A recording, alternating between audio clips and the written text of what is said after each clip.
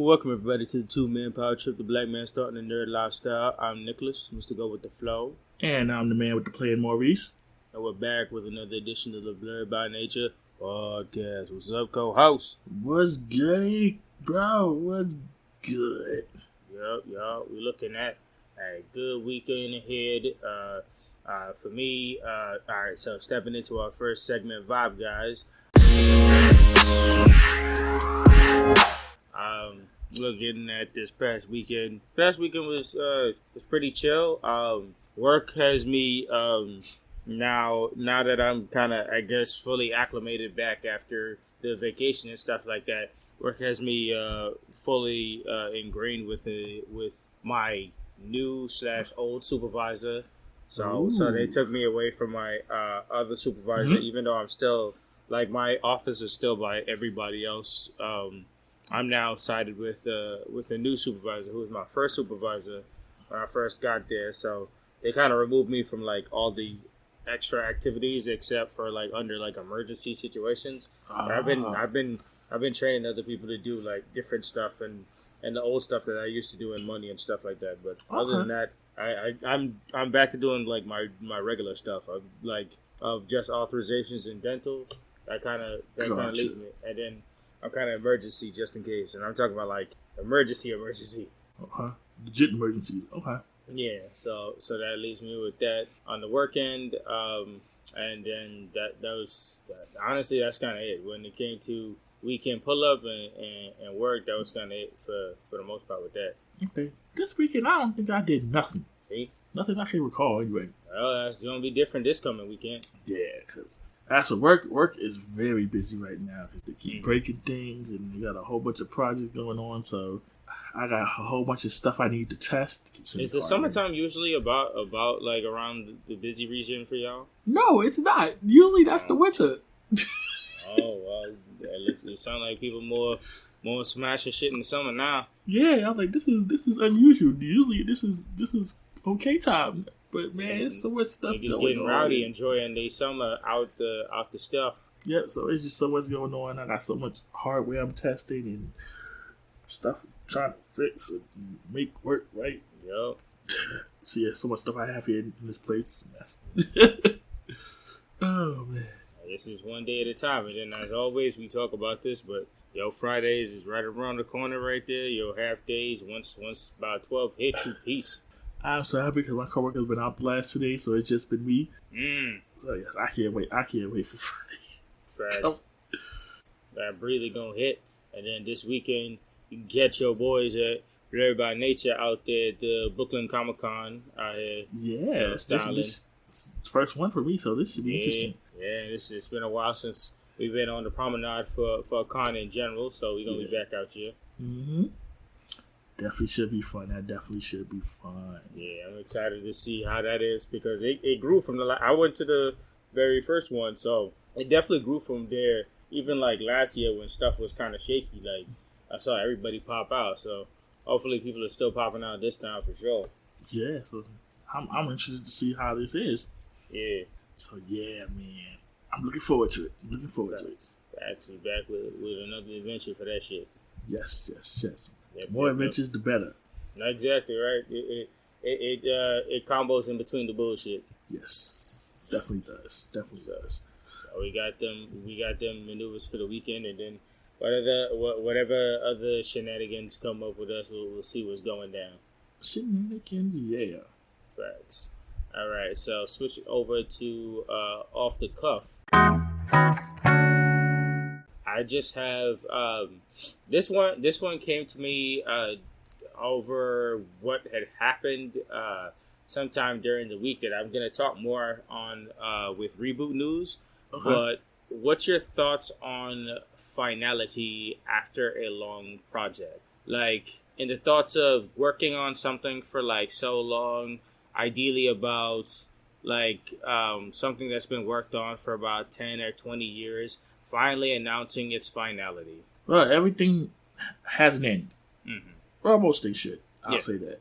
Eventually, once you work on something, you work on it with the mindset of eventually it's gonna have a conclusion. So, how long does that take? It depends on what you're right in, what the circumstances are. Some people would like it to end earlier. Some people want to keep going. Yeah. But as a creator... Keep going. No, I was going to say, as a creator, you have that in mind, like, okay, how am I going to end this? Yeah. How am I going to conclude this? How am I going to close this chapter?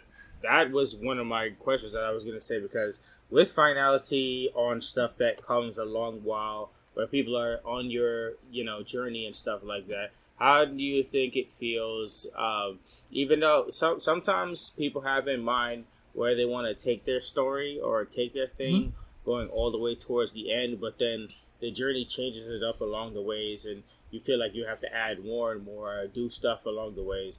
How do you think people feel, like, especially the content creator, and like actually finishing this? Like, when it comes to finishing it and actually hitting the point that touches at least majority of the fan base's happiness and stuff like that, how do you think it feels in, like, pressure wise and stuff? No, I would say as a content creator, you know when you're ready to call it. Mm-hmm. Like, even though you have the fandom and things like that, you want to appease the fandom. At some point, as a creator, you feel like, okay, yeah, this is it. Mm-hmm. I know y'all want to keep going, but nah, this is it. This is where I'm gonna end it. I'm gonna cut it off. This is where we're gonna end that. I'm good with it ending here. Yeah, and how do you feel about, like, pressure wise when it comes to actually delivering on an ending? Ooh, that's always tough, because then you gotta contend with what your vision is for the ending versus everybody else's. Yeah, but at the end of the day, I don't think it's so much pressure. It's a pressure, but it's a pressure to just try to find a good balance. Yeah. Or depending on the creator, you can be like, "F it, this is how it's gonna end." That too. Take it or leave it. Or even in the case of some people who even, like, some people start out early and they try and write something, and it's like it doesn't even. It's supposed to be an ending, but it's not even an ending altogether. Sometimes they just end stuff in the middle of stuff, and it's just like, well, that's all I had. Yes, sometimes it's like that. Like, sometimes the ending is open. It's open-ended. It's like, it ended, but there's still questions. There's a potential for it to continue, and so forth. Down the line, especially in the generation we're at, where finality usually means that they can stop stuff in the middle, and then hopefully down the years, and I'm talking about, like, could be many years later, somebody is interested in the property and bring it back. And then people can bounce off of where we left off, like, many, many years ago, if they still have love for it. Mm-hmm. That's definitely a possibility, too. Yep, it's hard in finality, too, because sometimes you want to write and finish it as it is, and you give the story the end point. But then, as well as, companies and milking things nowadays, it's like you can write that finality, but then out of nowhere, it's like you wrote it so good to finish it off. You're not trying to continue nothing, but the company wants to continue something. So that final thing that you wrote keeps going forward, and it's just like it cuts off the finality that you wrote it in. Or you can go, or they can go another way, and they can do a prequel or something like that. That too. Mm-hmm. So it's basically extending it, but yeah. If you choose to end it, doesn't always mean it's exactly the end, but you can get closure to that chapter, and it can be taken many different ways. Yeah. Yeah, I agree with that. So, switching off to the small subsection discussion, a whole bunch of reboot news again. So, right off the top, have you watched the Chippendale Rescue Rangers yet? I have not. All right. Well, I'm gonna keep asking you I'm gonna ask you every week until we hit the mini review, because that's a treasure trove of reboot news that has had, like, within itself has had so much, like, news and controversy and shit that's hit itself. So I'm going to continue to ask every week until it actually happens, and then we're going to end up mini reviewing. I'm going to make a note of it here, because I keep forgetting. Hey, it's going to happen eventually. That's why that's why it's first on the list to always ask. All right, so switching over, the next news we have is, did you hear about the old Godzilla animated show returning with season 2 after 40 years? No, and that goes back to what you was talking about with. Mm-hmm. Why? Apparently, yeah. Who's asking for Godzilla? They dug up the IP, and then they want to. I think it's for one of the streaming networks, content. So they've dug up the why? I don't know. They dug up the Godzilla animated show, and it's so funny to hear that it's coming back with season 2 after 40 years. This shit was out in 82, right? Like, I'm like, damn. Who is looking for that? I mean, I'm not gonna lie. Of recent, we've been kind of on an 80s trend somehow. We've had situations of war over in Russia. We've had Kate Hill running up that hill is big on the charts again. It's like niggas is having an 80s binge. Right? I'm like, oh, man. Yeah, shit's weird with that. So switching over that. This week, Netflix had their, tomorrow's the last bit of it, but they've had their Geek Week presentation where they have, every single day, they like to give a little preview and trailers and stuff like that. You've probably seen around on YouTube or on Facebook. They spend the week and they want to talk about their upcoming projects. It's their big kind of like yearly thing, like how they do like E3 and all the other stuff. How they like to show up their future content. They show off their upcoming movies and series, all alike, animated series, everything that's upcoming in projects. You kind of see first looks on it, images, get announcements on, update of where people at and stuff like that. And one of the teasers that came out of Geek Week was the teaser for Wednesday Addams. Did you get to see it? I have not seen it yet. So no. I saw pieces of it. It was a small teaser. It wasn't really like a full on trailer, but it was Jennifer Ortega's look as Wednesday Addams put together and stuff like that, which is pretty nice. I'm ready to see the rest of the cast and how that goes with that. But it was so funny to get that, and then Rob Zombie did release yesterday the teaser trailer for the Munsters as well. What is going on? I told you we on a bring back binge. So we have the Addams and the Munsters getting ready for its streaming and cinematic debut all the wise. The Munsters teaser was just the main three, the husband, the wife, and the father all together, and then they went from like a black and white screen over, and then it like towards the end of the teaser they said they're now in color. Oh, yeah, I know. Yeah, so even they were sitting on the couch, and it was like kind of in a mockumentary type style, and they were like, "What do we do now?" Let me in color, bitch. Yeah, so I'm curious how that goes. The Wednesday Addams trailer was just Jennifer Ortega in the fit, and she was twirling her hair. So she's getting prepped. I'm ready to see the rest of the cast for that. So we're just going to be on the lookout for... I know you're interested in that. Yeah, I'm interested to see. Jennifer Ortega, she's proven herself this generation to be this generation's kind of scream queen, where she's in a whole bunch of horror stuff. She's in Scream. She's in You. She's in like a whole bunch of small budget horror stuff. She's been in A24 movies and stuff like that. So... She's a young actress that's really making her mark in different stuff. So the Wednesday Addams stuff should be really good. Okay. So at least that works. Following up on that, this week we got big news in the anime district, more along the lines of manga. But so this is what I was talking about earlier with finality, because this goes along with both of these things. So we heard that after the sudden passing of Kentaro Miura for Berserk, that a lot of people thought that Berserk was going to kind of sit in limbo from its final chapter from Miura after he passed away from like sick complications and stuff like that. And we're two people who went to Anime NYC and signed on his eulogy board that was there, signed by many people and stuff like that. So apparently they have announced this week that they will be continuing the Berserk manga till its end with it'll be with the people of it was so Miura left Blueprint that heads off towards the end.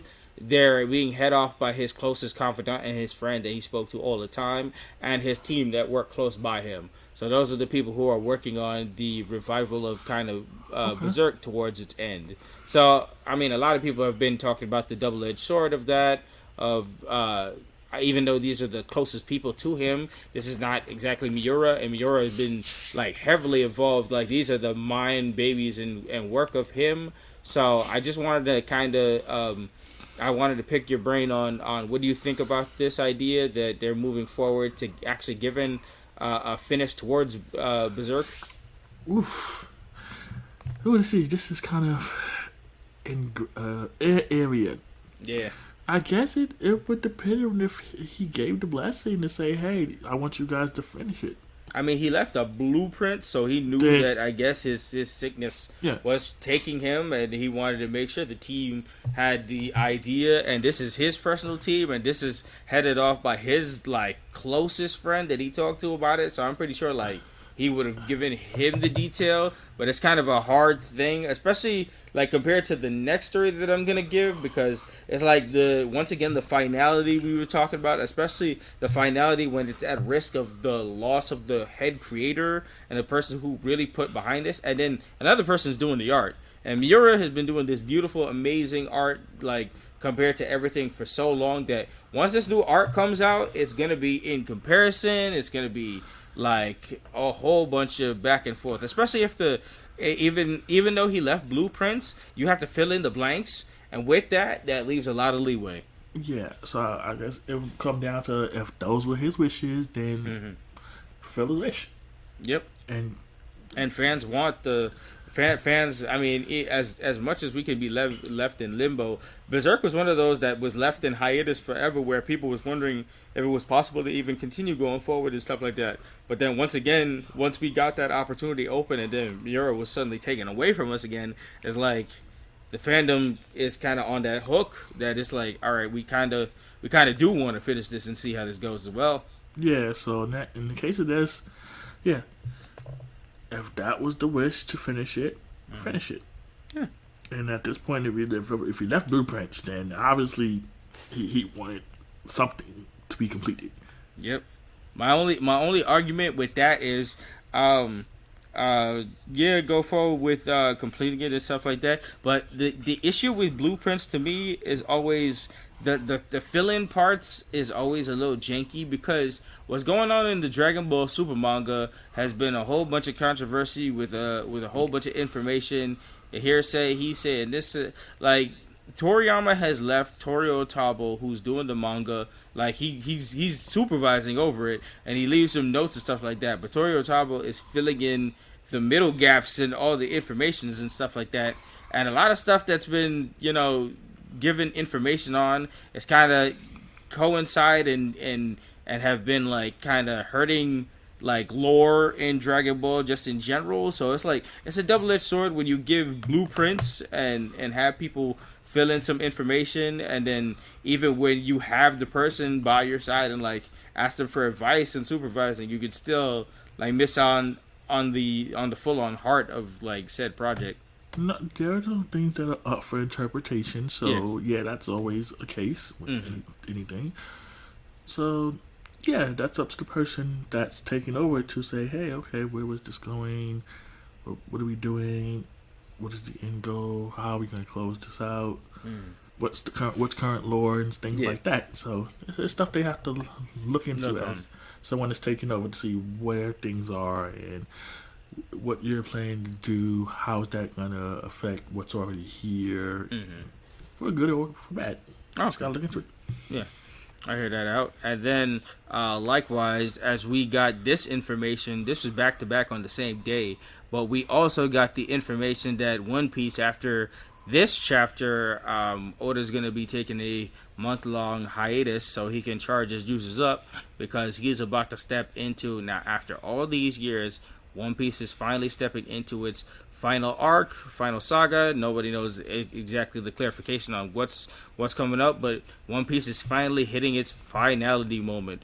Many people have been on the hook for this for so long, and they're curious. Maybe Oda, they've had tweets that said Oda has been in and out when it comes to like how long this is gonna be. He said, ideally that it might go until like 2024. He wants to end it around, and then also he has claimed that he's got like 5 more years in the can with One Piece and stuff like that. So this arc, the saga could be as long as it can be, or as long as he's aiming to be. Wano was about 3 to 5 years in the current arc, how long he's been doing the manga for it and stuff like that. That just pretty much ended. So we're stepping into now the final arc of One Piece. Wow, really? Yep. That's crazy. How long has One Piece been going? 15, 30 years? 30 years now?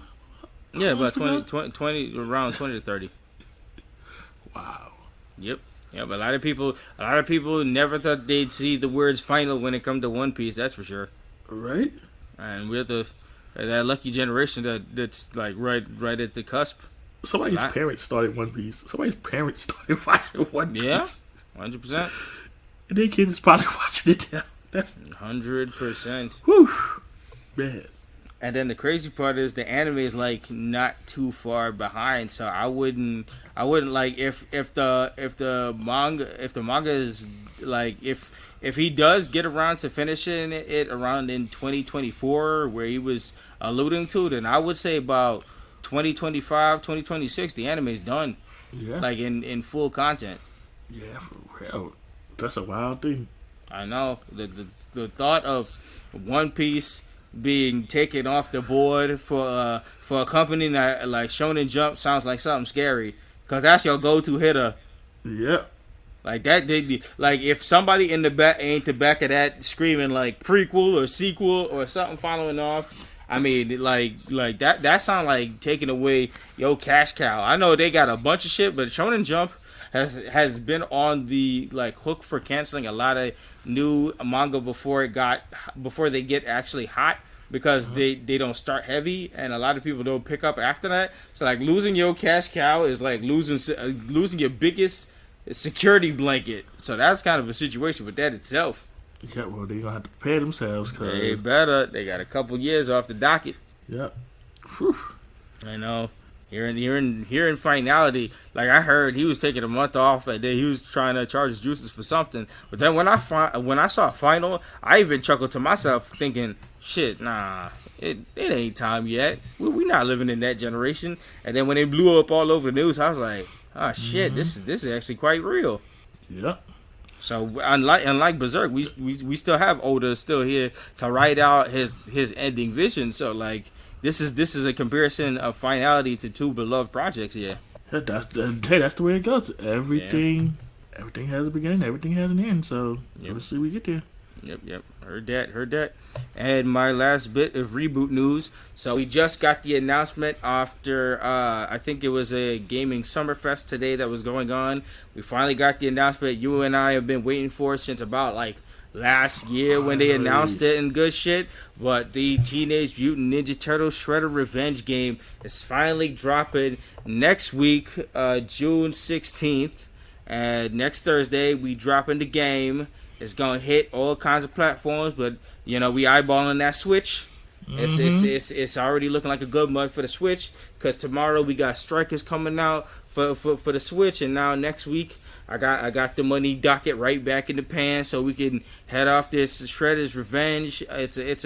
It's a remake and an envisioning of one of those classic arcade games with all kinds of different playable fighters unlike ever before. With about 6-player throwdowns and stuff like that with a whole bunch of stuff and a whole bunch of good music. Everything about this game, it looks fire, and I'm ready to play that shit next week now. It's been a long time coming. We've been waiting. We've been saying we playing summer style, and now it's finally hitting right before the summer. These niggas knew what they was doing. They finally did it. How do you feel?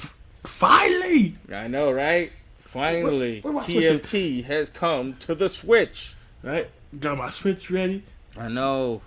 I'm super ready for this shit. That shit day one. That shit hop on. That shit we gonna find how to hit this co-op, and we gonna do it just like we did in Barcade. Yes. Oh, this is gonna be so much fun. Look out for that shit because when niggas ready to Twitch, right? that's definitely, we had that shit on the docket. So motherfuckers might see that shit faster than they thought.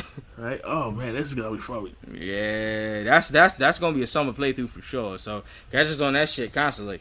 Yeah, that's I can't wait to throw up. Yeah. Super excited. And they made that announcement. And the best kind of announcements is the announcements that coincide with either they dropping it that day or very close. Because I know people be hyped about an announcement and they be saying, all right, that shit great, right? And then they be telling you, yeah, that shit dropped 2023. And you're like, all right, so I guess I'll keep my hype till next time and shit like that. But this one, when they say hype and they say it's coming out next week, and it's under a week, oh, you hyped. Right. So that's the good shit. So that's the good shit, and that closed the book on reboot news. Yay! Woo! All right, so we'll be back to y'all next time, and we'll give y'all a good review on how we doing and how we chucking motherfuckers across the room like Kurt Angle. I can't wait. Oh yeah, that shit gonna be fun. But let's talk about something that's probably less fun. It's time for the main event.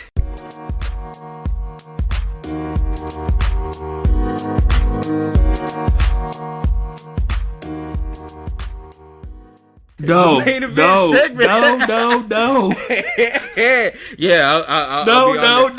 I'll be on that link in about a little bit. But third segment, down with BMP, Black Morpher Power. We got to do this to y'all. Delete.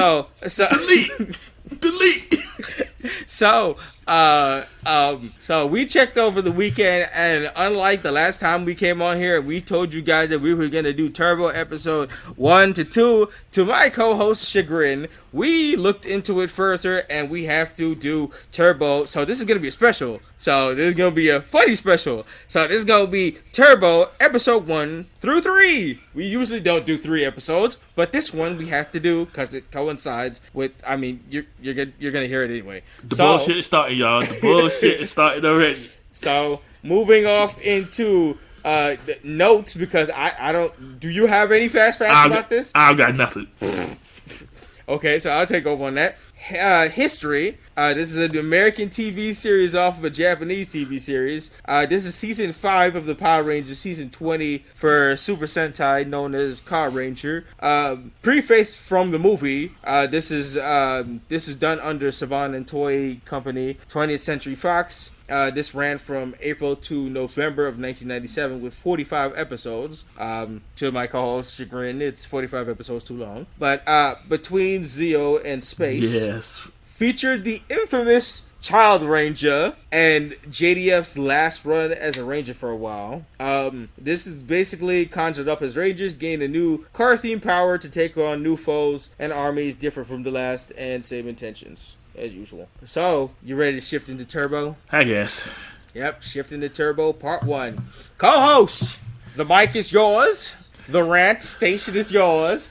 Everything, let's go through these 3 episodes, starting with the first one. Go ahead. Alright, here we go. So the episode starts and we get our intro to Diva Ties. Yep, this is all Diva time. Yep, so she's talking to her army of Piranhatrons and monsters, talking about how since the Rangers foiled her plans in the movies, she's about to clap back and destroy them, and she's going to invade the Earth. Yep. So then we get the actual intro to the show. Mm-hmm. Now, how do you feel about the intro? I'm fine with the I'm fine with the Turbo intro. It's fine. It's a bop to me. Yeah, it's a good. That's one of the good things about it is the intro. At least I mean, it's one of those bops that transcends the go-go theme as usual. Unlike our generations now that just like hit the remix button on the go-go that doesn't even really change it that much. Yep. So after the intro, we then see Tanya, Kat, and Adam, and they're setting up for graduation. Yep. So Kat is saying that she wishes Tommy was there, but Tommy's at some racing. He working with his uncle on the tracks and ripping it up to rock music. Yeah. So I'm like, and Adam always says he already has his diploma, so I guess Tommy's not showing up for graduation. Yeah, that nigga said, "Fuck that, I'm too cool for that." I'm like, wow, Tommy, too cool for school. Okay. Literally. Wow. I mean, he was the nigga that always popped up and popped out. So Yeah, I was like, wow, son, you go to your own graduation. I mean, after that Dear John letter that he got from Kimberly in friggin' Zio, I don't think I'd go back to school, because that's when he got his heart hurt. This nigga was in the gym pumping iron and got that Dear John letter and was like, nah, school's heartbreak. Yeah. So like I said, next scene we see Tommy racing in the racing car. You know, he doing his thing. Mm-hmm. And then next scene we see Diva Talks again, which I have no problem with. I love me some Viva Diva. Yeah. So that's a plus. Diva's the plus that keeps you rocking with this series. Yeah, that's what got me through these episodes. Mm-hmm. So she's here. We get our intro to Vigog, Porto, and Elgar, because she's giving them positions. We'll say for Elgar, he just got to keep an eye on him. That's a nephew, so. Yeah. Which I'm still, like, that whole backstory and that information is that the family connections here is all weird. Yeah, man. And so going back to Angel Grove, we see the Rangers still setting up for the graduation. Mm-hmm. And then we see Kat, and Kat asks Rocky, boy, how are the Flyers going? And listen, the bad story of Rocky continues, because this nigga's still injured. He got to put on a smile, talk about, guys, go ahead with your powers. Don't worry about me. I don't even want to be a Ranger no more. Oh, we gonna get to that. Liar. We gonna get to that. Liar. And they still, to this day, they still clown this nigga in real life. The disrespect that this man gets. Steven, as a person, just gets clowned. That's it, man. Son, he's always playing second fiddle, and this second fiddle even gets him in trouble. And then he just gets flung away. I think he was done worse than Billy when he lost his powers. Steve can't catch a break. Rocky can't catch a break. I just be feeling so bad. Yeah, the guy in general is just, you feel like he needs to be in a capsule. Yeah, but going back here, he's filling out these flyers. Rocky says he has about a box left, and he's like, he wish he could do more, but his back is still sore. Mm-hmm. Back ache, eh? Right. That nigga sell his back longer than Matt Jackson in the ring. Oh, no. They both got long-standing back injuries worse than Shawn Michaels when he was out for 4 years. And so Adam was like, yeah, he's like, I get it. You took a nasty fall. We just glad you're all right. Uh-huh. Oh, and keep in mind, we're going to talk about that fall when we one day hit the movie, because that fall is like infamy. And then so Rocky asked him, like, listen, are you going to finish telling me the rest of the story, what happened? And Adam was like, nah, we're going to wait for Justin, because he wouldn't want to miss out telling you his first experience as a Ranger. Ow. That hurt me. We gotta wait until your replacement nigga show up. Yeah. So Tanya asked where he was, and Kat was like, no, Adam was like, yo, he's taking his placement test. Mm-hmm. So next thing we see Justin finishing up his placement test. He gives his answers to Miss Appleby. Miss Appleby's like, you got an hour left, you sure? Nigga did like 10 minutes. I'm good. 10 minutes tops. And then Miss Appleby's looking at the answers, and she looks surprised. So I guess we got a little prodigy on our hands. I'm not gonna lie. Miss Apple was the way how she was selling. I wasn't too sure whether this nigga just stopped caring about the test and just handed that shit in, and it was all boo boo answers, or he was starting to look like a prodigy, because she was selling that face like, ooh, and then she was like, oh, and then she was like, ooh. So I don't know. So that one got me. So it could have been anyway. That was Miss Appleby's pleasantly surprised face. Her annoyed face looks very different. She was like, that's the only reason why I peeped it. I was like, that's a pleasantly surprised face. That's not how Bo can skill annoyed face. Speaking of that, that'll come up later. Oh, yeah. And then, so the next thing we see Diva Talks headed to Earth on that ship. Yep, she on that submarine. And then we see Boken's Glow, our two favorite people, and more shenanigans ensue. Yep. The cops still, they got them parking ticket duty with no cars around. Right, and so next thing we see Justin rushing over to the Rangers talking about, did you tell him the rest of the story yet? Did I miss it? Yeah, run that nigga and tell him how I replaced him. So the sweet chin music's a little behind. This nigga put him through the barbershop window. He said, I'm the man now. I got the leather jacket. It's all about me. And then we go back to Boken Skull, and Lieutenant Stone is going into business like how they gave me one more chance, so I'm giving y'all one more chance. Meanwhile, Diva Talks' whole ship is docking into the lake behind them. Boca Stone is trying to tell Lieutenant Stone, like, yo, look behind you, Lieutenant Stone. I said the CGI on this shit was a whole ass mess with them trying to dip off into the water where the water wasn't moving at all, and they was just slowly dipping into that shit, and Boca Skull was seeing all the mess behind that, trying to say, but to live the life of Boca Skull, to see all this shit constantly and nobody believes you, that's the most hurtful, like, boy who cried wolf shit ever. So they just like, it's kind of living that sad reality. Yeah, so Lieutenant Stone wasn't trying to hear. Boca Skull's like, you know what, whatever. He's like, he told us to go to the power plant on the guard duty. You know what? I'm tired of this crap. We're gonna go to the power plant. We're gonna go on this guard duty, and whatever happens. We're gonna do our job and get our money. Yep, we tired of this crap. Yep. Should move.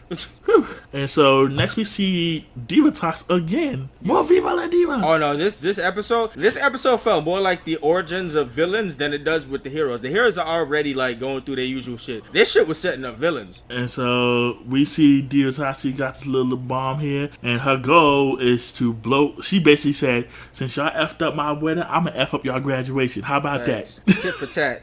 Right? So she's like, I bet. Yo, this is where we see the full scope of that little telescope that she be using, because she find out everything that happened in the motherfucking city with that telescope. Now nobody know what she up to, but she got that telescope. She can see through everybody's conversations, cities, and everything. Because I was sitting here, I was like, how you know about the graduation? She look at everything that's going on. She can see whatever the hell is going on in the city. It's them telescopes. Rita had one too, and hers was just like that. Motherfuckers see every conversation available. Them motherfuckers be reading lips. Them shits be analyzing, be hearing sound of everything. And them goddamn magical telescopes can see everything in the world. And so the next thing we see the Rangers walking, and they're finally telling Rocky what happened. Mm-hmm. And we get a little recap from the movie. Recap of the movie on quick speed. Yes. And we will get back to that eventually. Yeah, so we see the recap of the movie, and after that recap, Rocky was like, wow, that's incredible. Mm-hmm. Man. Yeah, talking like a nigga who got replaced. Man, listen, even Steve couldn't hide this. Steve was like, this. Steve had a look on his face like, this is the bullshit. I'm still waiting to hear.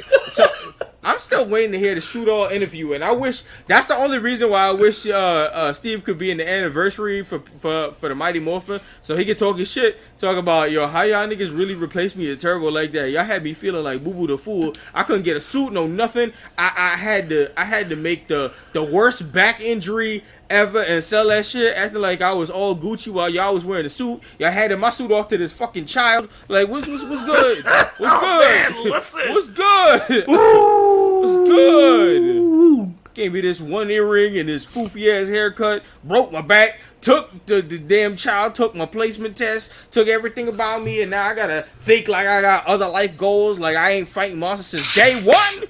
Listen, we gonna get into that. Because after that, Rocky asked what happened to Diva Talks, and Adam said he don't know. He guessed she went back to where she came from. Sure. Ooh, little do you know, Adam. Sure, because that's what always happens with all these villains, right? Right? Y'all defeat them once, and they go away. Because that's always what happened, right? That's what happened with the Machine Empire. That's what happened with Rita and Zed. Sure, they never came back again, right? Exactly. And so, next thing, here comes a little shit Justin talking about, and he says this to Rocky. He said, I can't believe you don't want your powers back. Woo! And that nigga said, oh, you looking sad from outside the club. Too bad you can't get in, boy.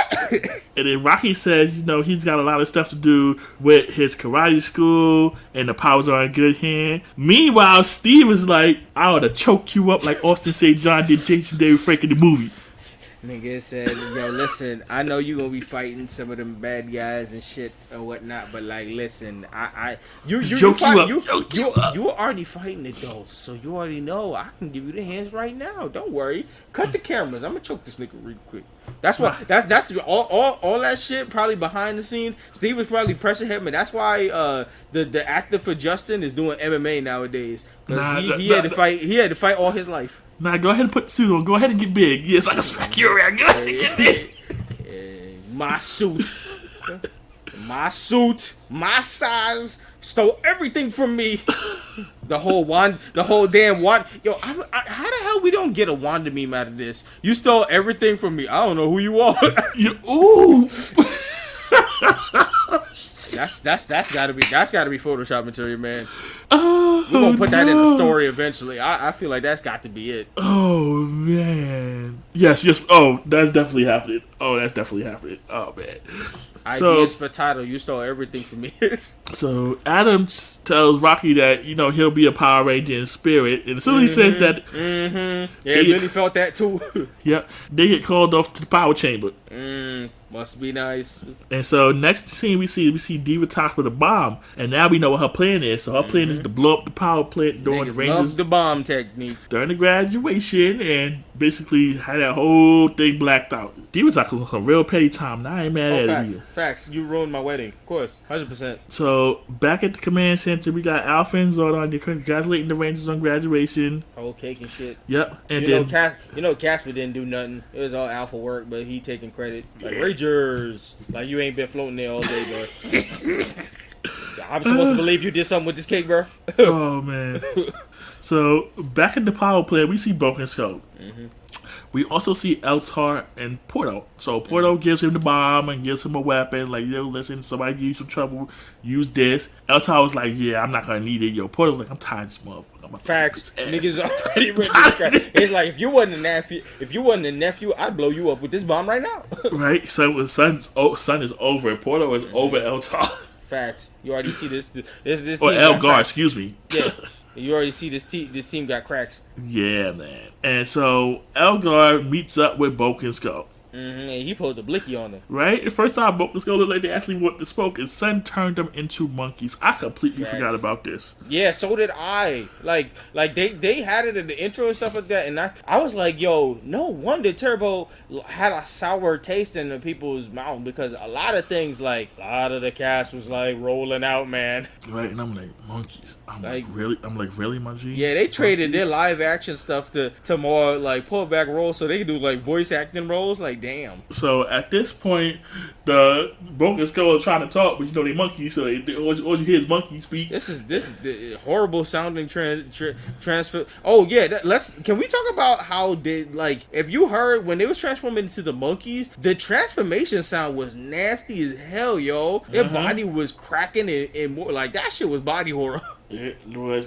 was not pretty. It was not pretty at all. So yeah, after he did that, he planted the bomb. He got 60 minutes on the clock, and then like you were saying, Broken Skull was trying to chat up to everybody, but they just hear monkey speak on the intercoms. Yeah, they hear the police officers hear monkey speak, so they're like, listen, ain't nothing happening this time. They literally turned off the radio.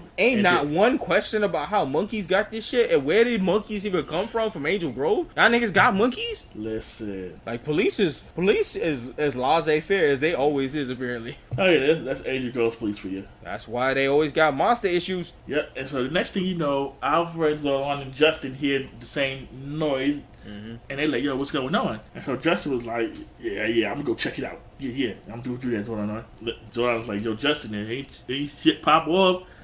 Call Alpha. Sure. And so here you go, Justin. He goes down there to the power plant. He sees Elgar and he sees Broken Skull, the monkeys. Yeah, and then after kind of shooing them, he see Elgar, and then they all gotta like pull up in a corner to hide out before he gets seen. So he got caught. Yeah, because the Broken Skull monkeys they got a craving for bananas, so they ran out of the hiding spot, and then he got found. Right, and then he went to scrap with Elgar, and then he wants to scrap with Elgar. Yeah, he wants to scrap with Elgar. Elgar pulled out the card blade. I mean, yo, Justin was feeling himself after the whole movie and shit like that. He's like, he said, you know what? I'm gonna prove that Rocky wasn't shit from the very beginning, and I'm gonna handle this shit myself, because I'm a Power Ranger. It's Power Ranger, not Power Rangers. I got this. He feeling himself. I said this shit was looking like Gohan versus Cell. And that's how we end the episode. Yup, and with the end of the episode, we got from previews to ending bloopers, which is always nice. You always get into behind the scenes tomfoolery with all of them. But yeah, that was the end of the episode. So I'm gonna ask you first, what was your final impression on this first episode? It was bullshit. This was bullshit. First thing, you got the little peep squeak in here. He don't listen, because Zordon clearly told him if it was trouble to call Alpha. He ain't calling no Alpha. Nigga said, you don't understand. He said, I'm the Power Ranger, not the Power Rangers. I got this. He messing up the first rule is don't engage. I just said, fuck all that shit. I'm rowdy, boy. I'm the new generation. Y'all gonna see me. I'm gonna engage with you, bitch. and then you got the disrespect of Rocky. Son was getting disrespected this whole episode, and I'm like, son. Shit. Take your ass back to the hospital. Fix that back, bro. Right, I got man. this. Well, we gonna talk about Rocky's back. Oh, facts. Man. Facts. So my final impression was, so first episode followed more on the villain's roots than anything, and it's a little different than most first episodes because we usually got to follow the Power Rangers, how they get the powers and shit like that. This was already recapping like a movie that was already like spent money to explain how these niggas got their powers and shit like that. But this one more, it feels like a bounce back. Like Diva was disrespected, and she trying to bounce back with all her army and fix everything up for the actual series to get rolling. But other than that, this was like a big old recap. Like this is just them talking about the movie in general. And compared to other first episodes, we only got like one Ranger transformation up, and we just started like getting scrapped. Like we didn't fight no putties, we didn't fight nobody. We like in the midst of about to start a fight. This is as boo-boo a first episode can get. I got a question for Casper. Oh yeah, go ahead. What happened to the teenagers with attitude? He said, "Fuck it." He said, "For years, I had to lie to you, motherfuckers, and tell you that I didn't want child labor. I'm gonna show y'all I want child labor now." Right? I like, cause this the bullshit. He said, "Fuck the teenager with attitude. I'm gonna show you this child with attitude, nigga." Oh. He said he one time had a conversation with Rocky, and Rocky got too mouthy for his own good. So he said, "I bet you I could replace you with a child with attitude, nigga." And he was like, "How you playing?" And then I bet you somehow, some way, Casper had something to do with him breaking his back. I need to apologize to Demetria because I blamed her for quite a while over this whole mess. But it was actually Casper.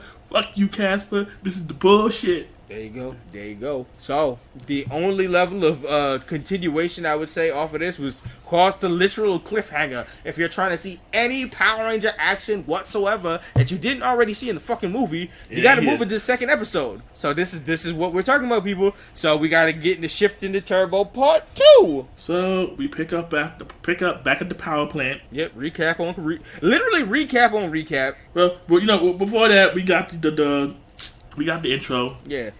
Take vibes. We see the rest of the Rangers. They get ready for graduation, oblivious to what's going on. In the middle of Justin fighting Elgar, and Elgar already summoned the Piranhatron, so they jump in his ass as he deserves. Right. He deserved all that. I was Team Piranhatron, like, get him. Get him. Listen, somewhere Steve is behind the camera, like, listen, they said my back hurt, your back about to hurt too, boy. Steve was like, kick it one time for me. You on the backstage, one of the bloopers should have been Steve handing money to the Piranhatrons each and giving some extra money for Elgar. Yeah, fuck up that nigga back. Steve tossing out weapons like, here y'all, here Piranhatron, get him. Nigga, I bet you Elgar didn't even have that card sword. He was handed that shit by Steve off camera. Right. Steve was like, yeah, here son, hold that. Shit. Right, so after graduation, the Rangers the one like, yo, we're Justin at. Yeah. Like, nah, something's up. Yeah, it's up, something weird. So they're gonna have to check in that. Meanwhile, Justin shows off that transformation where it's always weird, where he go big man, so he go from little man to big man to start fighting. Yeah, and nobody explained this whatsoever. I'm still every time I see this, I'm like, how? It's some Dragon Ball GT shit where Kid Goku turned into Super Saiyan 4. Right, I'm like, how is this happening? How is this thing? And I know Rocky and Steve somewhere looking like, really? This what we doing? Mm-hmm. That's my size, my suit, everything. But y'all want this child, right? Oh, right. Whatever. I can't believe this is what we doing. Whatever. And audience everywhere is flicking the channels. Yeah. Back at the graduation, Adam is getting kind of nervous. He's like, you know what? I'm gonna call Alpha and Zordon because something ain't right. Mm-hmm. He's like, yo, Casper, Alpha, what's up? Fucking Casper said, I don't know. He literally said, I don't know. He's like, listen, he went to the energy facility.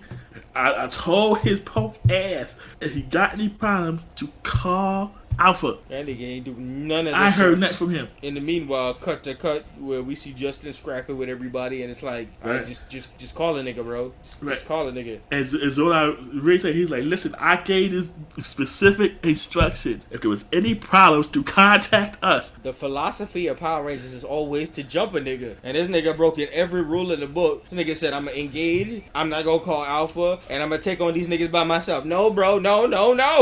Right? I'm like, just messing up on every level. Mm-hmm. And so now Adam was like, nah.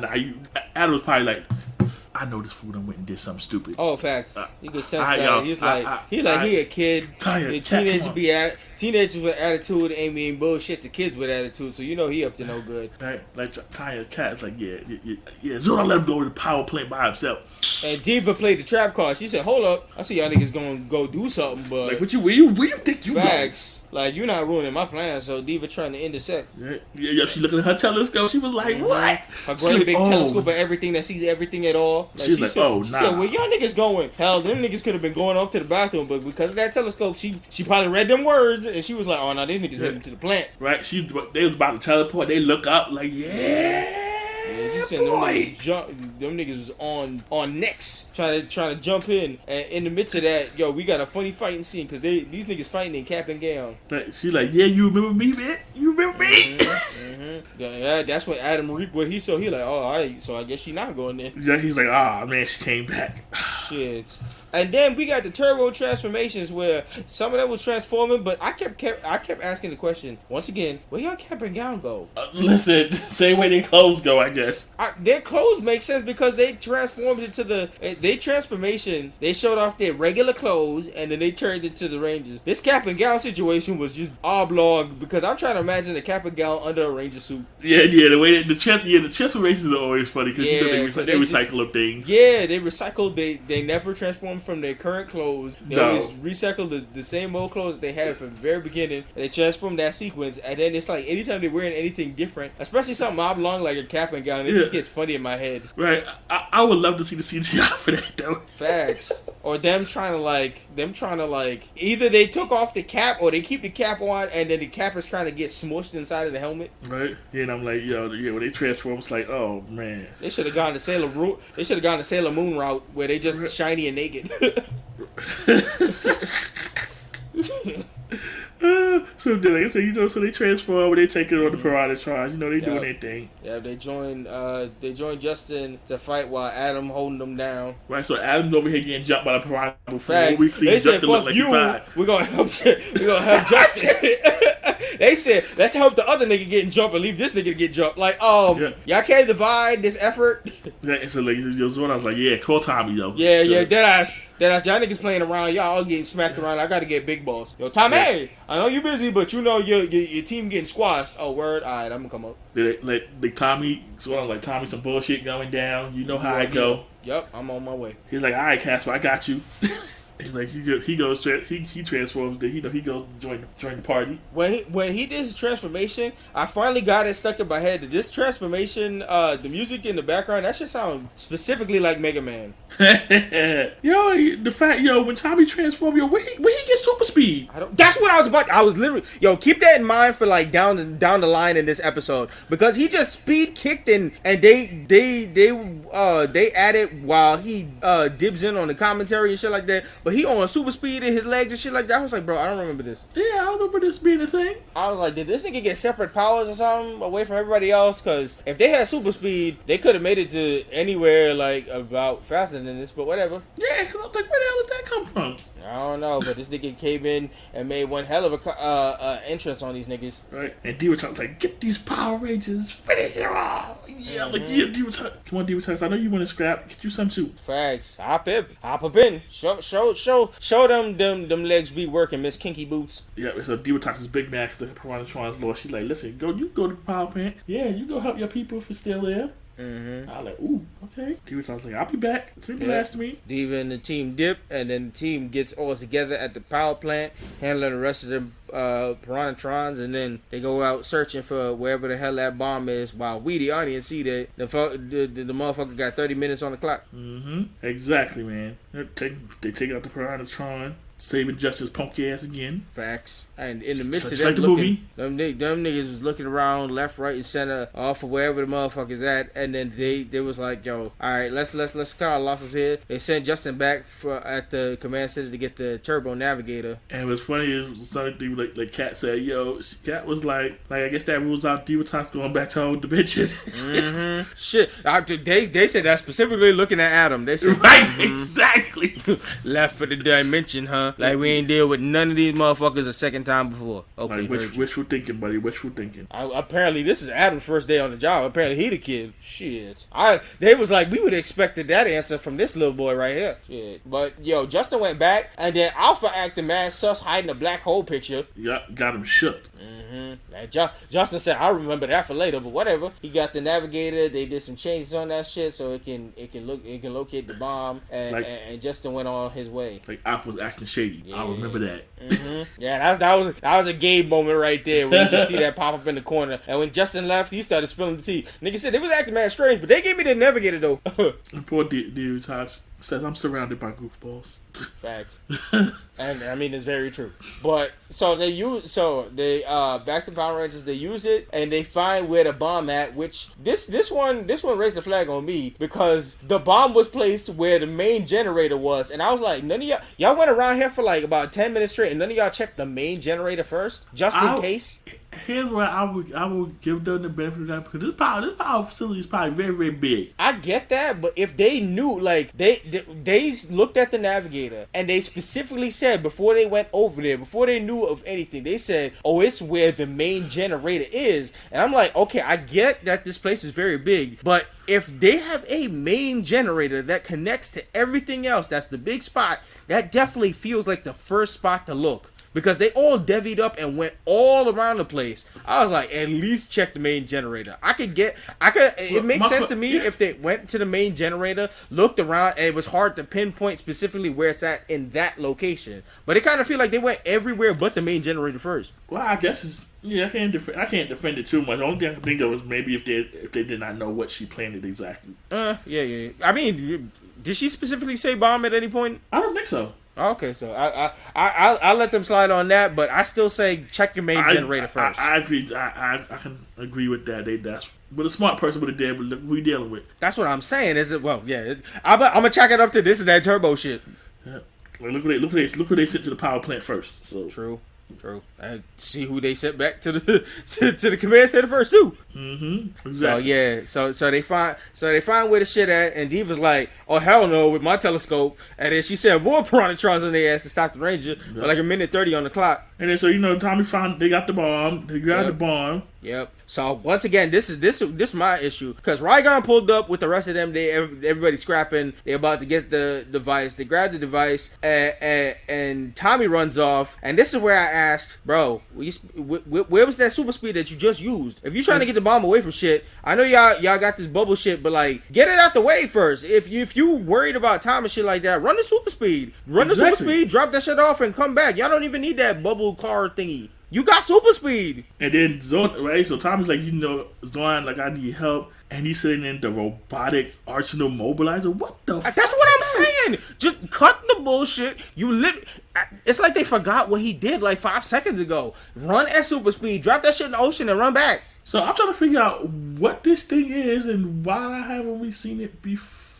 That's what I'm saying. Where this come from? So Tommy got super speed now. We got this robotic car that just came out of nowhere. He don't got super speed because they forgot. They fucking forgot. Nigga, how you running with the bomb and you like, oh wait, I can run like the Flash. Zoom zoom. That's it. You don't need this RC machine. So I don't know. Maybe his super speed has a limit. Maybe he has to recharge. I don't know. It works. Niggas bullshitting me. You know what? I'm not. You know what? No, he's supposed. If he had it, he should have still had it. That's what I'm saying. It was bullshit. It's the same. That's what pisses me off. It's the same episode. We literally saw this 10 minutes ago. So do it again, nigga. What? You do it for an interest, but you don't do it when you about to blow up. And they got some nerve. They put the bomb on this RC, and RC goes away and they blow it up. But that was a nice looking RC. They blew that thing up for no reason. That's what I'm saying. I'm like, all right. So that's the end of that machinery. It's a one use only apparently. Right. It's like somebody needs to explain to me where this came from because it looks like a power blaster. I don't know. I mean, the bomb had a pretty big reaction. So at least they hit that shit, and then they started talking about back at the command center. Casper and Alpha talk about wormholes and bringing in Larago for stuff. Mm-hmm. Exactly. I'm like, what y'all doing? Yeah, they was acting super sus these last episodes right here, especially this one. But all right, so we switch over back to the graduation, and earlier before Kat and the rest of them left, the head administrator was like, "Yo, you giving a speech next," and she dipped. And this nigga, I guess, with the heart of gold that he had, held that motherfucker up and started talking about the oldest stories in the book. Had everybody knocked the fuck out. Nigga just kept going and going and going all the way until he saw Cat, and then he was like, "All right, everybody get up. It's Cat time." Yo, and Diva Tox is just over it all. She tired. Oh yeah, she like, this nigga's gonna celebrate and have their good time, and I couldn't even blow that shit up. Like, that's 2 losses in the can. I don't like none of y'all right now. It's like they're like the jacked up my wedding and they get to have a graduation. Nah, son, this ain't sitting right with me. She said, "Tony, cut the shit." So Kat finally gives her speech. Shit. So so they gave their speech. Group graduates. Everybody good. Tanya said that she gonna start to work for the radio. Adam about to start his role as a stunt man. All that shit. We see Lieutenant Stone. He found Monkey Broken Skull, and they start causing issues. And he like, nah, there's something about y'all niggas that is mad familiar. Even though he never questioned himself. What's Broken Skull? Right. Lieutenant Stone stopped giving no fucks. He put his job on the line for these 2 motherfuckers and don't know where they at. He left them at the power plant, and he not questioning where these niggas go. And I find these 2 monkeys instead. Where they go? Oh. Do. And then nobody. in the weirdest like town possible of Angel Groves, all the weirdest situations. Y'all niggas got no monkeys near anywhere. They ain't announced no monkeys escaped from the zoo or nothing. Right. He said, y'all niggas remind me of somebody. You couldn't question for a second. Maybe these niggas Broken Skull. It's not the weirdest shit that happened here, y'all. And then back at the power chamber, and Alfred's lining up talking some stuff, and Larago shows up. Mm-hmm. Larago. Right, and I'm like, okay. What up, Magic Wizard from Willow? I'm telling you, son. The Power Rangers of old, they enjoyed themselves some George Lucas and Lucas Productions, because them niggas was following up on the line of Star Wars, Star Trek, Willow with this shit. Like they was doing a lot of shit here. If Larago isn't the living embodiment of Willow, I don't know what y'all want to tell me. Right, and so Diotas peeps the wormhole. Oh, she was pissed. She was pissed until she was like, you know what? Wait, hold up. Who's coming? Like they checked good. And he was like, wait, that's something there. And then what's going on? All right, I think we can fuck with this. Our plans ain't done yet. We can still fuck with these Rangers. But she's like, I ain't taking another L. They said this nigga said my calculations. Porto was like, my calculations say that shit going to Eltar. She said, oh, niggas trying to leave. Not on my watch. Right? She's like, nah, son. She's like, I'm gonna get me a W today. Facts. So we got that ended off the episode, and then we got the preview for the next episode again, and then we got more bloopers, and that cuts the episode off. So once again, Mike, over to you. Final impressions for episode 2. The same as the previous episode. This is the BS. I don't understand why we had part 2 of this and then nothing of relevance. Honestly, that's has happened. Guys, the listeners, like, this is exactly why we had to do 3 episodes, because it felt like this was a drawn out first episode that we're just barely getting shit out. Like, these niggas already have powers. There should be shit crazy happening, and we going through like graduations and small shit. They didn't even fight an actual monster. They fought like Elgar and some Piranhatrons, and niggas pulled up and we ain't see no Megazords. We just saw transformations. We saw niggas use powers, then they forgot about 10 minutes later. Like, it's all basic shit, and this shit is not. This shit is the biggest of interest of this whole episode is Zordon and Alpha acting sus. Yeah, Blexon said this has been 2 filler episodes, and I don't understand why. And that's the worst thing to do. You can't put filler at the very beginning, right? How you start with filler? Exactly. I know y'all had a movie. I know y'all had a movie, but then that doesn't justify the series. Exactly. Like, if you want to have a movie to start off and fix up everything where they got the powers, where you don't want to waste time redoing what you've done before, where you have to destroy the command center or something like that, and you gotta have them access new powers and shit like that. That was all explained in the movies and shit like that. Then you go over to the series, you're supposed to continue that element of heat. You're not supposed to slow down and hit fillers.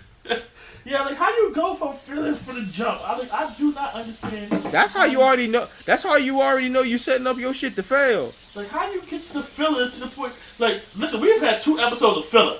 Yeah. 2 episodes of filler. Guys, this is why we had to do the special, because the 3rd episode gotta wrap this shit up.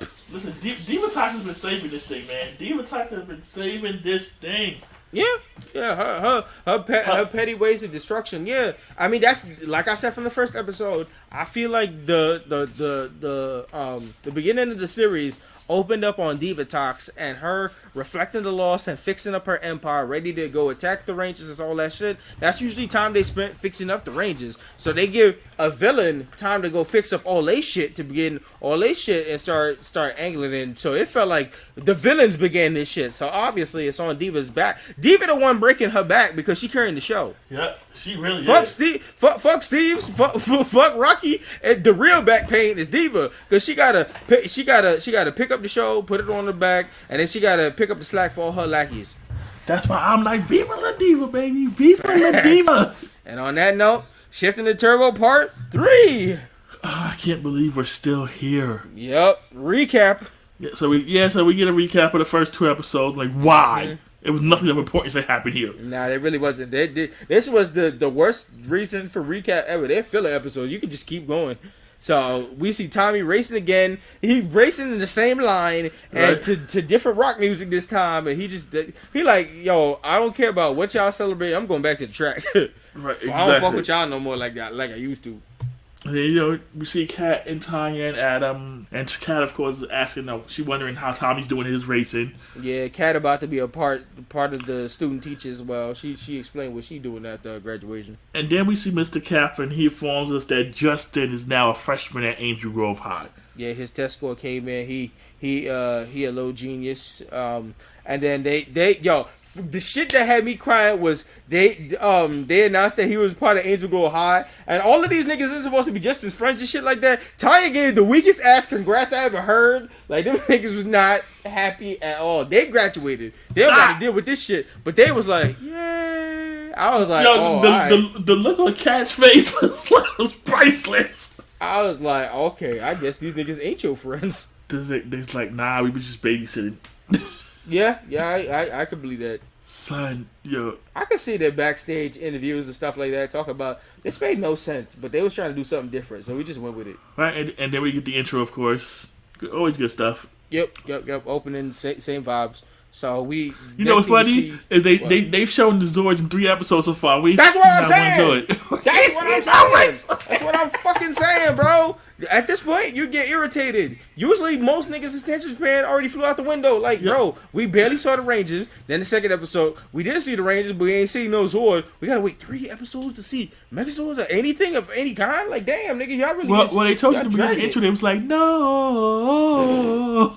And the worst part about it is, if you saw the movie, they already got the Megazord. Everything already full, so they ready to do whatever you're ready to do. But so Dio Talks is big mad. She's like, send everything. Talia's. She's like, I'm gonna crush everything, yo. I'm over it. Yep. And then Justin over here contemplating life because he's gonna be in high school. Talking about he's not even tall enough to reach the lockers. Hopefully, you don't get stuffed in one, kid. I'm just saying. Ooh, he gonna be there by himself. He ain't had no backup. Oh well.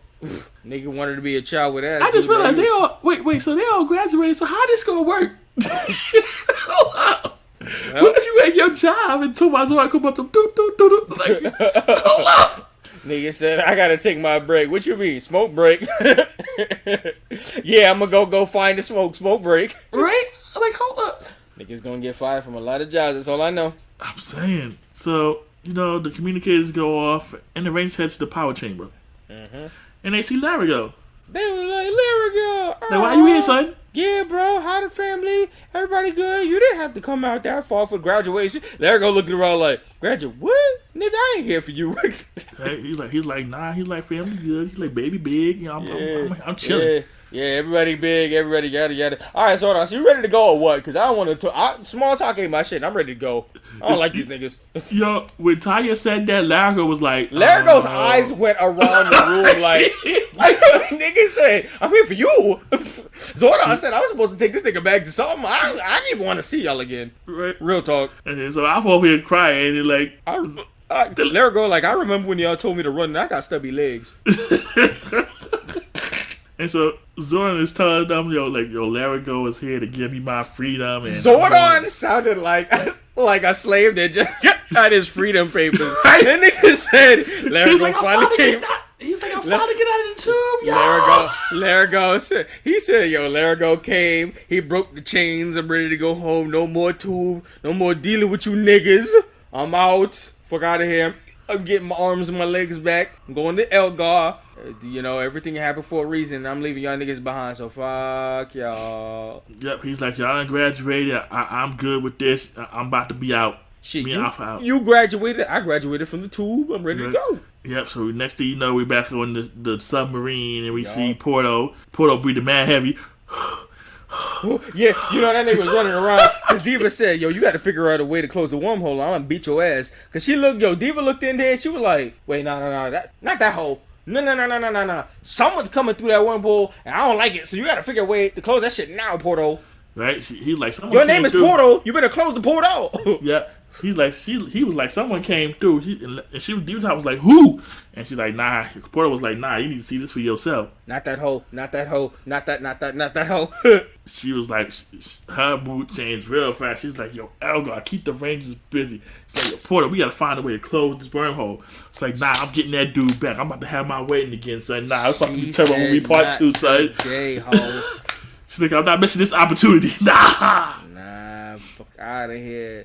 So she need that intercepted ASAP. So they got Amphibitor on the call. Pulls up. This nigga, this frog nigga is supposed to be able to handle the wormhole with the portal machine. Right. And then we go back to the command center, and everybody talk about, yo, Zordon, you can't go without Tommy. Tommy needs to be here. Tommy pull up in a second, and then everybody was like, all right, so we gotta inform Tommy. And then Zordon was like, yo, I already told Tommy. I'm like, oh, all right. That's the proof that Tommy got the big man privileges. He already told Tommy before, all y'all niggas are scrubs. Mm-hmm. And then, man, it was like, listen, I ain't gonna leave y'all. I got a replacement, but I'm not gonna leave y'all by yourselves. I got a replacement for y'all. At this point, I was like, I'm surprised Casper did all that. At this point, I kind of felt like he would have left y'all high and dry. He's like, Massa gave me my papers. I'm gonna go. I ain't got nothing to do with y'all no more. Y'all go save the earth on y'all time. Bye. And then, so here's my question. Mm-hmm. If Largo got the power to remove Zordon from his time warp and send him home, you telling me can't nobody fix Rocky back? I'm just saying. I'm just saying. Looking around at the room, talking about Largo can fix whatever. I mean, he can send him back through the portal and everything. I'm pretty sure he might have some healing powers. Maybe we can, heal Rocky's back. Yeah, Largo looking around the room like he did, just like when Tanya asked him about the graduation. Fix back. Exactly. I'm like, yeah. He like, fix back. Fix back. Yeah, fix back. Guys, the wormhole is closing. We gotta hurry this up, and then I gotta get home. The baby getting big. Hey, I know the baby needs food. Yeah. But what about Rocky? Yeah, the rocks is tough out here in space. Yeah, that shit crazy. Listen, Larry's gonna get punted too. So listen. Listen here, you bootleg Willow. I'm over him too. Shit. Right, and I'm like, so they thinking, oh yeah, we about to dip, but then the monster he put something up that just like amphibia ass block it. Yeah, he started jacking up the wormhole. And then in the meantime, Elgar with the bots heading to the city in their big Tonka truck, big wheels. Yeah, just like the alarm started going off. Like Alpha's like, oh shoot. Shit, they was like, Alpha Zordon was like, damn, these niggas can't leave us to go without some catastrophe. Like, Casper, we got some problems. Yeah, they trying to not let us go home. So we gonna send the team out to beat their ass so we can go home, baby. Right. So Zordon was like, baby, hey, we gotta wait till next time. And Justin's like, nah, son, you gotta get out of here. Largo like, y'all not calling me again for this shit, so y'all better hit the dip, beat the ass, and come back. So he sent the team out. The team finally hit the this definitely feels like 3 parts to one full episode, because all of this feels like one full episode, because they skipped all the bullshit and went straight to the Zords. Listen, Larry was like, the wife ain't gonna let me out again, so I don't know what to tell you. Facts! Do you know how hard it was to get over here with a fucking newborn? I had to leave my depressed ass wife at home with the fucking newborn that cry all day, and you telling me I told her that Zordon specifically asked for me to use some magic shit to send him over, so I gotta be out for a couple hours. She wasn't believing the bullshit. She thought I just wanted to go to leave her with the baby, which in fact was kind of true. But nonetheless, guys, I gotta hurry this shit up, or she gonna throw something at me by the time I go back. Nigga, the baby keep me up. The baby big, but the baby be crying, y'all. Right, like you said, so we finally got some Zord action. Mm-hmm. They actually did things. Yeah. With said Zord. Yeah. The heavy evil machine on their ass, that shit was looking like some Mad Max shit. It was, it definitely was.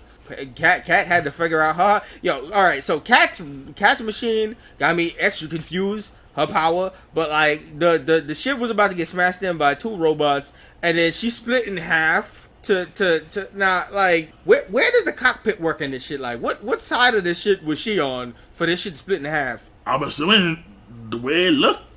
You know what? I'm not even sure. That's what I'm saying. I feel like for that shit to split in half, Cat got to split in half too. I don't know. Maybe the seat moves over. I don't know. Or she riding out on a Zord that's like open on the other half, going like 180 miles per hour. Yeah, like how she ain't fly out the robot.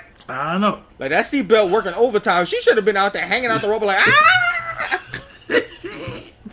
Like I can see the massive like weird bloopers in the middle of this shit just looking mad funny. She's just hanging out the robot like, oh shit, I should have never did that. Right? That was funny. That was super. So that going down, Larago and Zordon and all of them in there looking at the wormhole slowly close. This nigga like, yo, these Rangers gotta hurry the fuck up with all the bullshit. So we now talking about how Cat's airbag went off. Fucking that too, bro. This whole sequence with these cars, it's funny. They was in these Zords before and they used them before, but they acting like this is the first time they used these Zords. Right, so Cat and Justin combine, they wind up in there. The docking sequences were wild because every time they docked, this shit looked like all clunky and smashed together and shit like that. These niggas trying to work together. They in pieces. They dock so hard that they rocking each other like they going on head-on collisions and shit. I'm like, bro, this is a mess. Listen, Tanya and Adam was struggling. That's what I'm saying. Niggas missed the port and shit like that. This shit look like niggas trying to have sex for the first time and doing a whole bunch of mess. Right, and Cat I'm like, yo, these docking sequence suck. Like, I hope we get better at it. And Justin's like, we can't get much worse. I was like, I mean, literally, y'all did because y'all already did this once before. Y'all recapped the movie, but y'all put it together. They got lucky the first time. Talk about I can't get worse. Y'all will get worse. And then let's try this again. Yup, they tried it again. They cooked the dismount. They hooked themselves up with the other 2, and then here comes Tommy flying in. Yeah, right. Tommy's like, oh shit. He thought he was Vin Diesel, right? And then Justin just enjoying the ride and enjoying himself through the whole shit. He said, yeah, this shit fun. I can't believe Steve/Rocky gave all this shit up. This shit great. I would never give this up, punk ass bitch. Yeah, Steve was somewhere like, this is too much. Nigga off screen like, oh, y'all stole my Zord, stole my life, violate me while you in the robot. No! Clay, I'm about to join Diva Talk Show. Yo, if he was an evil ranger come early, I would have believed it. Yeah, I'd be like, you go ahead, Rocky, you go ahead. That nigga, I bet you Steve's favorite episode was that final episode of Turbo when they left his ass behind. Now you know how it feels. Yeah, son, yo. Shit. Because, I mean, if you notice, these last 3 episodes, we only saw Rocky that one time talking about his back, and then he was never seen again. Mm-hmm. So that's the misadventures of old Steve. And but you know what was funny? They spent all this time transforming into Megazord. They ain't do nothing. Alright, so they finally turned into the Megazord, and it took like 2.5 when they finally like put this shit together, and then them motherfuckers seen the Zord was put together. They was like, alright, we out. Right? I'm like, man, listen. Yo, the shit that had me die was was the chase element when it came to before Tommy got to docking and fusing the Megazord together. The shimmy that Tommy pulled on Elgar when he was trying to knock him off, and then he crashed into the shit, and then he made a joke. Nigga, Elgar went crashing, and he made a joke. He was like, "This ain't funny, my nigga." Like he knew everybody back in the base watched him crash, and they was like, "Oh, this bum ass nigga." This nigga said, "Nobody, that shit not funny. I could have hurt myself, y'all. Fuck y'all." Like, nah, that's why we don't send him nowhere. Shit. Diva was like, this whole job is nepotism. It's fucking nepotism. I don't like the nigga, but they told me I had to give him a job. Yep, like Viva la no. Facts. Son, Viva la no. So they did. So like we were saying, they did all this shit, all this docking, working out, fixing up the Megazord and all that for them motherfuckers just to run. So waste of time. So back at the power chamber, Zordon and Alpha start to dip. Finally. So they leave off. And then Divatox's device messing with the wormhole while they in the midst of leaving. So the Rangers got to figure out something to stop the device to help. So the kids run off to the monster. Yep, they go engage him. They fight the monster. So okay, the concept of this frog monster, he fight with a knife and fork? That's what it seems like. Why? Who knows? Like, I get later on we have the infamous pizza nigga who fights with a knife and fork, which, I mean, at least that's food and utensils and shit like that. But why does this nigga have a knife and fork? I don't know. Maybe he's about to make some frog legs. I don't know. Out of himself? I guess so. Listen, foreshadowing, I guess. Once again, to put this shit right on the board, this is that turbo shit. This is why we keep saying this is that turbo shit. Because what is that? What, this nigga gonna cook himself? Like, I'm trying to justify why this nigga gotta... Like, we gotta explain why these monsters have the weapons that they do. And most of the time, they explain that shit. This nigga got a knife and fork for what? To serve himself on a platter? That make no sense. He blasted Justin one good time. Steve was like, hell yeah! Justin got blasted and was dramatic as hell. He said, I got to get to the machine. Nigga, yo, cut your shit out. Talking about you trying to Emmy Award acting like you Macaulay Culkin in Home Alone. Nigga, shut up. Steve was like, yeah, boy. Nigga said, I paid him extra for that. Like, do it again. Shoot that nigga while he down. Right. And then, alright, so hold on, let me get the seat. I'll kick him while he down. Here's another added effect to the bullshit though. So like he in the midst of whipping the Ranger's ass, and he just fine and dandy the way hell he is.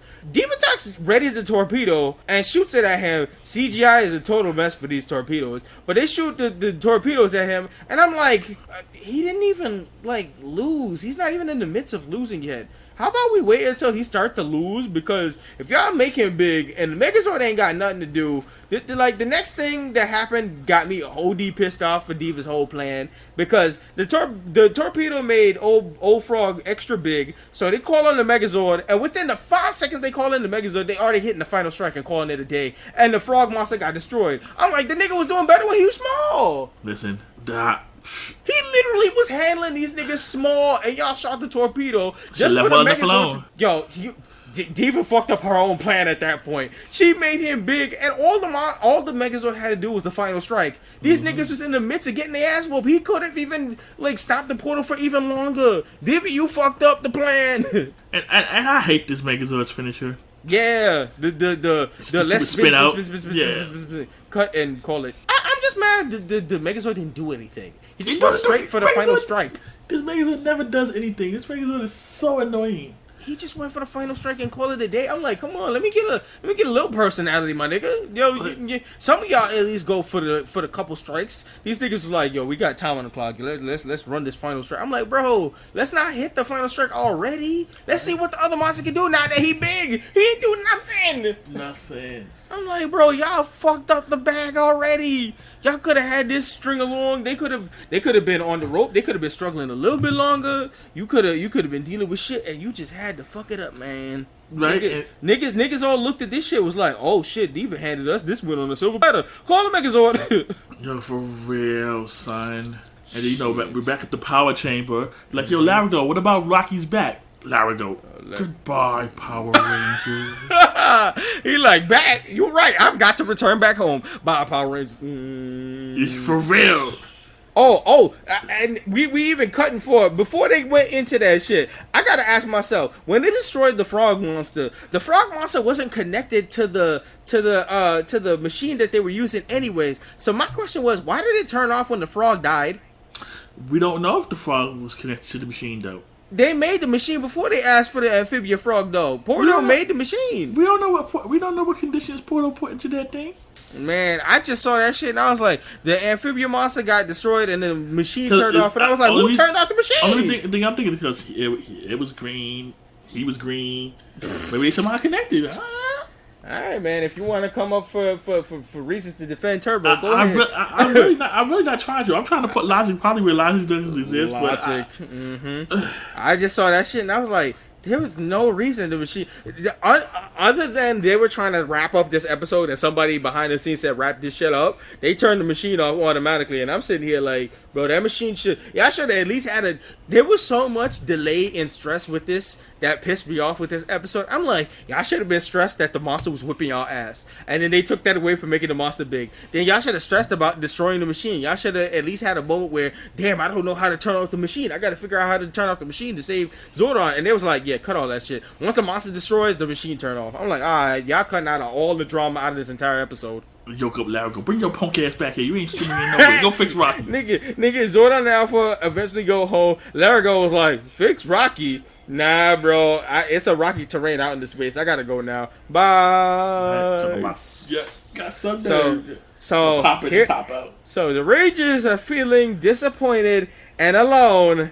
And I hear something that sends shivers up my fucking spine. Yes, right? They was like, yeah, nah, son. That's right. Yo, what you talking about alone? No. All right, hear me. I grab the mic now. Fuck out of here. I don't know why I didn't put 2 and 2 together after our space episode, but I didn't expect this early. I did not expect this early. When I heard yo Rangers, I said, oh hell no.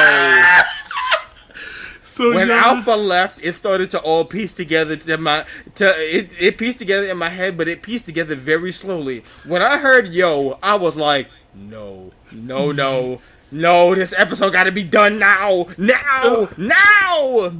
Yes, y'all, this is where we get our first intro to Alpha 6. Fuck 6. Let's go. Fuck 6. Nah, son. That's this energy. Fuck 6. Yo. No. Fuck out of here. Turn that cat back to the front way. You ain't Ash Ketchum. Oh, ass fucking yo my ass. Like he said, the latest and the greatest and the low had a fuck up. The latest and the greatest, you skin teeth. Frisbee fake MTV rapping bitch ass. Listen here, man. I thought I was done with you from space. Your ass done pulled up in this episode. I didn't ask for a 2-parter yo bullshit. Yo, as soon as I heard it, I was like, I got shudders up my spine, y'all. I was like, nah. Listen, I liked it because he roasted Justin around the back. He's like, yo, kid, why don't you take a picture and it'll last longer? Oh, hold on, wait, because that wasn't even that highlight. The highlight was Demetrius showing up. Demetrius came from another planet. She came in and started violating the Rangers. She was like, oh, who was you expecting? She came out right off the grip, starting to rip each Ranger apart. And I was like, oh, okay, so you supposed to be the Zordon. You mad sassy, bitch. Right? So Demetrius then rolled through, was like, yo, what's good? She violated. She was in the middle, like she was playing like some hokey pokey shit, and then she pulled up to the tube. Yeah, she was like, yo, why y'all look like that? What's good? Facts. And she was like, look, it's like, Adam was like, yo, Zordon said he was going to send somebody, but we ain't know who he was going to send. We still getting over yo. Fuck 6. Listen, man, 6 is it. 6 ain't it. 6 is it. 6 ain't it. It's about to be the title of this episode. 6 ain't it. Shit. And then, back on Demon Toxin submarine, we see Elgar look like he's fighting with a fish. Some kind of sea fish fly. This nigga Elgar. I'm telling you, Diva, every time she look over, she like, Look your ass, family. And Diva Talks ain't happy to see Demetria. I don't know if they got some kind of past beef. She said, this no good dirty hoe done pulled up in this shit. Fuck her and her little rapping robot too. And that's when I was like, Diva, you spitting. I was there right with Diva. I was right there with Diva, like, yeah, yo, get both of them niggas the fuck up out of here. Diva, I'm gonna pay you some extra money. Let's handle this shit. Man. Get the robot first. Right? She's like, yeah. She's like, listen, I don't like her. She like, they was asking why, and she like, she the embodiment of good. I don't believe that, and I'm the embodiment of evil. So we don't fuck with each other. I was like, yeah, just don't forget the robot. Toss him around like a frisbee too. Listen, she's like, there ain't enough room on this planet for both of us. You right, there ain't enough room in my headspace for that robot too. Throw him out. Right. And then the little fly fish lands on Diva Tox's head. And we see Elgar go to swing, and that's how we end the episode. Mm-hmm. Lucky I can't find your ass. Right, and we are finally at the end of the third part of this. Yep, Battle and Beef starts, end stuff, bloopers, all the same. All right, so once again, hit your mic. Final impressions. All right, so this one was a little better than the other two. We got some highlights here. Our highlights being, of course, Diva Talks, as always. Yep. And Alpha 6. Yo, I don't agree. Don't agree. Not at all. Not at all. Not at all. I give more credit to Demetria pulling up and throwing the shit. Yo? Fuck that nigga. And I got that specifically wrote in my notes. Also, Alpha 6 as in bold caps in this note. But yeah, yo, Alpha 6 in the building. I'm here the whole season. Let's go. No, with your disc frisbee ass. Get out of here. So my final impression is, this is the most important episode. Episode 3, and this is a trend throughout all of fucking Turbo that they all proved that this is. I'm pretty sure this is the reason why niggas were changing channels and shit like that. They was replacing niggas. They was changing niggas into monkeys. They was replacing the team. All the kids watched this shit was like, nigga, ain't nobody I like is on this shit anymore. Fuck this. They saw Alpha 6 rapping, trying to be one with the community, and all the black kids turned this shit off. They was like, they heard yo. They was like, nah. They trying to be relevant. They tried to be more relevant than when they actually had a black person on this team. First of all, where the black people on this team? That's probably what they was thinking the last time. They looked around and they was like, oh, okay. That comes later. Tanya got one foot out the door. Hey, that comes later. But yeah, Tanya's there. Like, Alpha 6 was bringing in the suburban community. Yo. Yeah, white suburban. Talking about I grew up in the rural hood, y'all. Like, nah. But yeah, so this got the most to do. New helpers, Zordon, Alpha out, Megazord battle, Interception. Like, this is the main episode of the 3, making this show dynamic, different going forward. Also, once again, Alpha 6. Alpha 6 is the best. I don't know about continuing or focus, but this was something of a watch. That's all I can describe this as. Yeah, I don't think I would go through the season again. No. We got clips. Niggas new stuff for like just the thing that they was trying to push forward in this whole series is that new things were coming in and nobody was agreeing with the new stuff that was coming in. That's why this almost tanked Power Rangers altogether. Fast fact and biggest note of all that is Turbo almost tanked the Power Ranger series in general. If it wasn't for space, the whole Power Ranger wouldn't have went past 3 seasons. And you know who's in space? Alpha 6. Fuck Alpha 6. Alpha 6 is one of the reasons they almost tanked. And another reason, I'm going to talk about this again. Red TJ, no.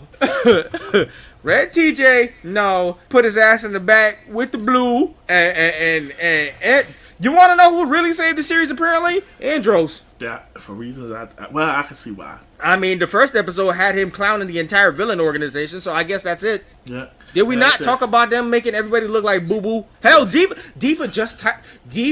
actually came off of a big W, and they still didn't trust and fuck with her. Yeah, they made all the monsters from the first couple seasons look like trash. The first episode, like, guys, go back to our space episode, and y'all just gonna find out why they made everybody look like entire Boo Boo right off the bat. Mm-hmm. And then we see all these lists talking about space is the greatest thing that the Power Rangers ever did because it's the finale finale and stuff. This is, once again, it goes back to our conversation about finality. Space was meant to be the finality of everything, but everything got really hot, so this had to continue over with the new generation of Power Rangers to come, like going forward and all that extra shit. But like finality goes a long way when you do it right.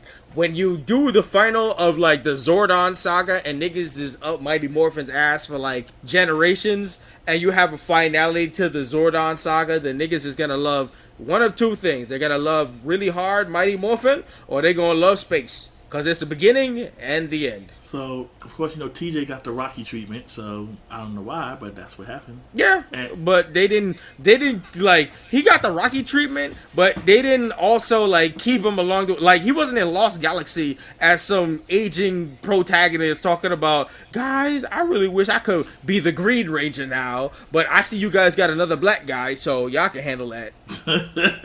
He didn't pull up and say, hey, my back hurts. Damon, you want to take over as a new black guy of the team? Listen, maybe they did. He's like, nah, I'm not going out like that.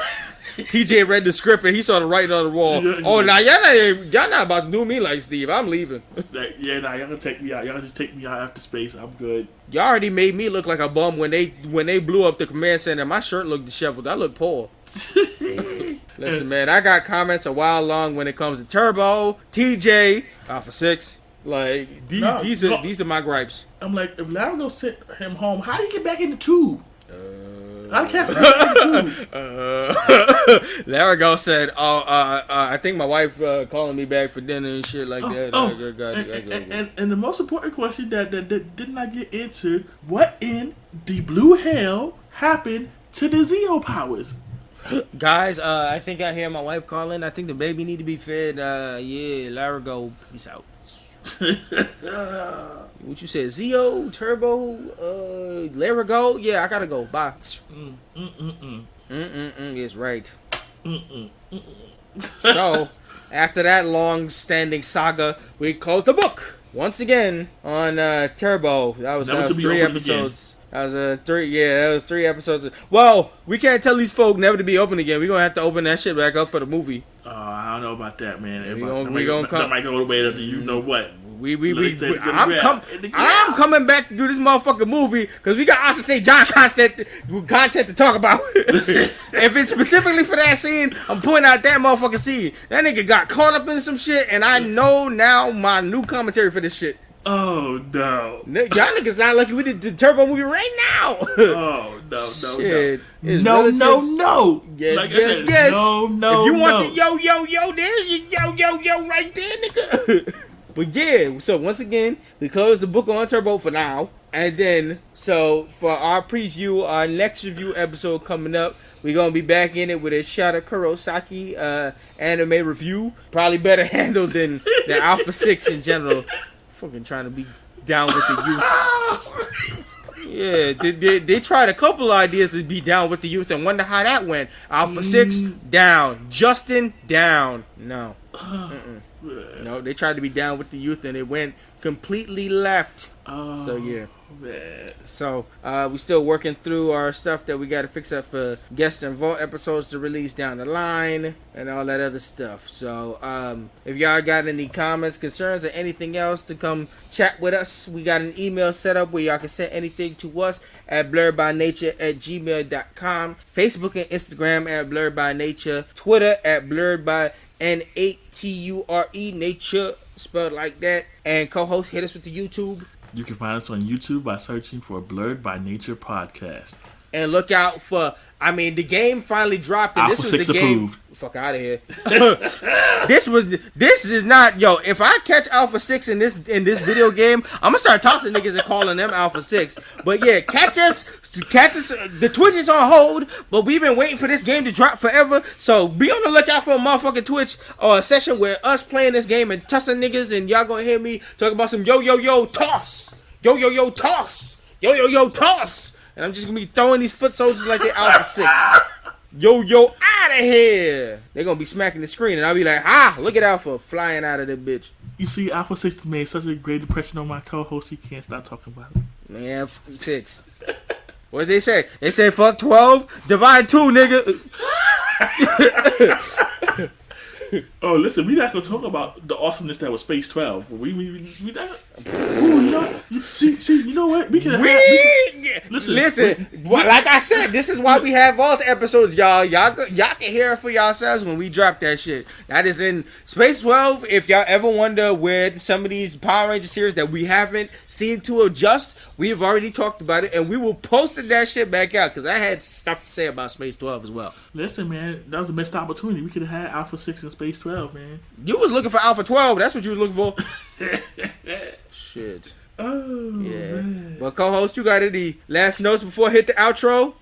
I'm hearing you clearly. You heard. Yo. Let's go with the outro. No. Alright, I hit y'all with the outro. But I see you, Alpha 6. Fuck you. Six gangs. Thanks for joining us today from Black Thought to Nerd Power. This is Nicholas, Mr. Go With The Flow. And this is the man with the plan, Maurice. And this was another edition of the Blerd By Nature Podcast. Thank you, everyone, for listening. And until next time, peace. Yeah, peace.